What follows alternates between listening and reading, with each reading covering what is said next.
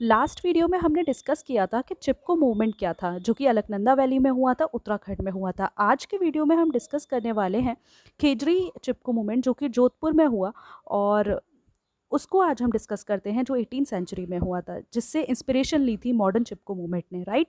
तो डिस्कस करते हैं। फर्स्ट ऑफ ऑल मैं आपको बता दूं कि ये प्रॉपर नोट्स हैं। आप खेजरी चिपको मूवमेंट जो एक टॉपिक है बीएड में और ऑल अंडर ग्रेजुएट्स में, तो आप उसमें ये नोट्स की तरह कंसिडर कर सकते हैं। तो जो खेजरी चिपको मूवमेंट था, आप इंट्रोडक्शन में ये लिखेंगे, बहुत सही लगेगा। तो जो खेजरी चिपको मूवमेंट था वो 18th सेंचुरी में हुआ, राजस्थान में हुआ। और ये बिश्नोई कम्युनिटी के द्वारा किया गया था। So the Khejri Chipko movement, also known as Bishnoi movement, took place in 18th century Rajasthan, India. हम इसको लिखेंगे। Then it was an environmental movement driven by Bishnoi committee. Environmental movement था, एनवायरमेंट को बचाने के लिए था। और जो ये बिश्नोई कमेटी थी, ये फॉलोअर थी गुरु झम्बेश्वर की। और जो गुरु झम्बेश्वर थे वो नेचर कंजर्वेशन को प्रमोट करते थे। तो it was an environmental movement driven by the Bishnoi committee, right. आगे देखते हैं तो आखिर हुआ क्या था, राइट।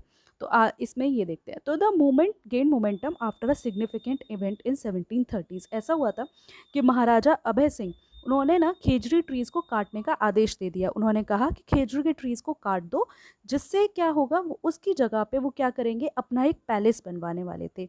लेकिन एक ब्रेव लेडी निकली वहाँ पे, अमृता देवी और उनकी डॉटर्स। उन्होंने क्या किया, उन्होंने ट्री कटर्स जो थे उनके सामने आ गई वो, और उन्होंने अपनी ज़िंदगी गंवा दी। कैसे? By hugging the trees. उन्होंने ट्रीज़ को एम्ब्रेस कर लिया, हग कर लिया कि इनको नहीं काटना है, हमें काट दीजिए। ठीक है, तो हम इतना लिखेंगे। उसके बाद हम फिर आगे देखेंगे कि हमसे कभी कभी पूछता है कि रीजंस क्या थे। तो रीजंस का ये है।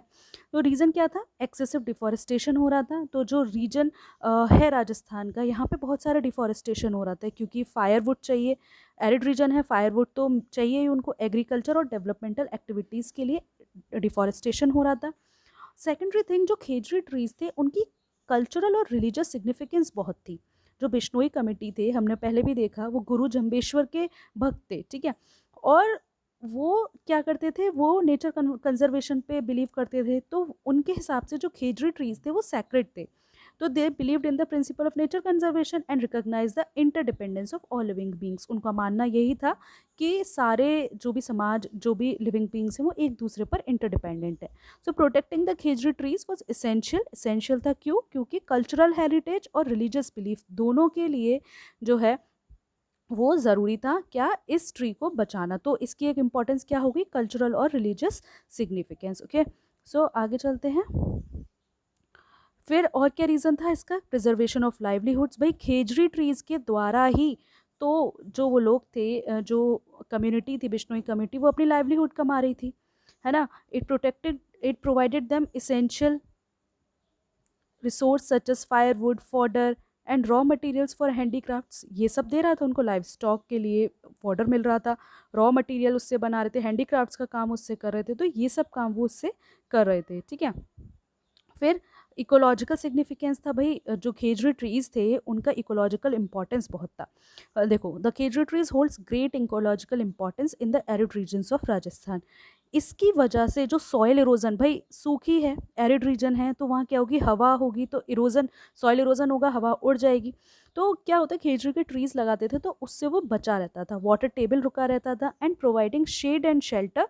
और एक जो बहुत जानवर है, पर्सन है, सबके लिए एक शेल्टर भी तो प्रोवाइड करता था। तो ये हो गए हमारे उसके reasons. Then protection of Khejri trees, the primary objective was to prevent. Objectives क्या थे, पहला यही था कि प्रोटेक्शन ऑफ खेजड़ी ट्रीज और एनवायरमेंटल कंजर्वेशन, ठीक है। नेक्स्ट देखते हैं फिर उन्होंने क्या क्या मेथड्स यूज़ किए। तो मेथड्स क्या थे, ट्री हगिंग प्रोटेस्ट, ये सबको पता है कि भाई ट्री हग किया उन्होंने।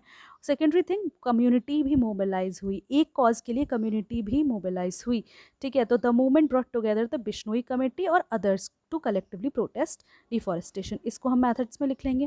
देन इसका इम्पैक्ट क्या हुआ। और हर किसी चीज़ का ना एक चीज़ बहुत इंपॉर्टेंट होती है कि आप उसका इम्पैक्ट ज़रूर करें। तो उसका इम्पैक्ट क्या हुआ, एनवायरमेंटल अवेयरनेस हुई, लोगों को पता चला कि प्रिजर्व करना फॉरेस्ट को कितना ज़रूरी है ना। इंस्पिरेशन फॉर फ्यूचर मूवमेंट्स, आने वाले सालों में, आने वाले टाइम में उनको इंस्पायर और मूवमेंट्स को इंस्पायर किया कि लोग क्या करें, आगे अगर कुछ ऐसा होता है तो उसके अगेंस्ट में है। जैसे कि हमने जो रिसेंट वाला चिपको मूवमेंट देखा था, या फिर अब हम देख लें कि ये जो आपके मुंबई में हुआ था उसके लिए भी लोगों ने बहुत प्रोटेस्ट की थी, तो ये एक इंस्पिरेशन भी है। देन कल्चरल प्रिजर्वेशन, तो जो बिश्नोई कम्युनिटी था उसका कमिटमेंट था to nature conservation help preserve their culture heritage, है ना।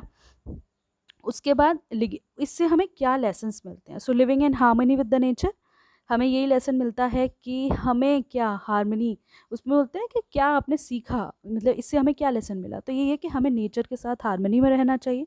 और मूवमेंट ने बताया कि interdependence of all living beings on need of sustainable practices, ज़रूरी क्यों है sustainable practices. Then environmental activism, it showcase the power of grass root movements, जो समाज के द्वारा किए हुए मूवमेंट है ना वो हमेशा पावरफुल होते हैं, चाहे तो वो इंडिपेंडेंस के टाइम पे हो, चाहे वो एनवायरमेंट में हो, या फिर वो किसी भी पर्सपेक्टिव में हो। आप अन्ना हजारे का देख लीजिए जो दिल्ली में हुआ था। सो इसने क्या बताया, इसने इंपॉर्टेंस, इसने पावर बताई कि ग्रास रूट मूवमेंट कितने इंपॉर्टेंट हो सकते हैं, कितने पावरफुल हो सकते हैं in protecting the environment and advocated the change. So अब इसको कंक्लूड करते हैं। सो खेजड़ी चुपके मूवमेंट एक सिग्निफिकेंट है माइलस्टोन एनवायरमेंटल कंजर्वेशन हिस्ट्री।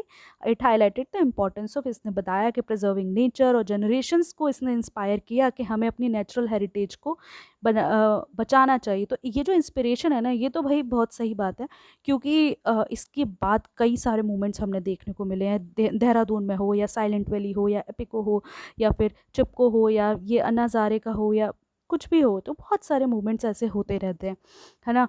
सो ये था हमारा खेजड़ी चिपको मूवमेंट, और इसको आप पूरा नोट्स की तरह ले सकते हैं। इसको और एक्सपेंड करना है तो और एक्सपेंड कर लीजिए, वरना इतना इनफ रहेगा आपके आंसर्स में लिखने के लिए।